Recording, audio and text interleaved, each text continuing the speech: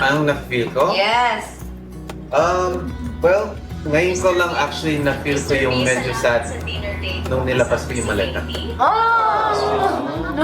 Kasi sanay ako na umaalis eh. Sanay ako mag-tour, sanay ako umalis.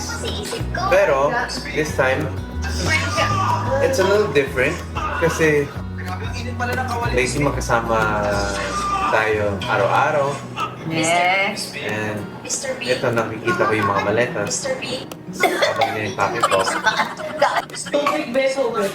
Nakantasan niya ako ng all my at biglang gumanon. Okay lang si magkain. Ganun talaga yung work natin. Talaga. Don't worry, I'm done back. Sa'yo, Miss B, may kurot din ba? Kung sa kanya may kurot, sa'yo rin may kurot. Sa akin parang feeling ko may kurot kasi syempre iba din yung may asukal di papa. Di ba? Hindi. Charot. Syempre ano naman. Kaya mo naman kilos yan. Wow! Kahit ano.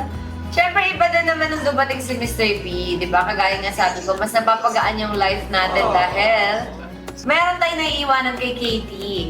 So, syempre, si Katie kailangan po talaga niya ng kasama. And ako ay minsan mag-isa lang sa bahay. So, kailangan talaga, especially pag nasa taping ako, at least may naiiwanan na tayo. That's me. Mr. B.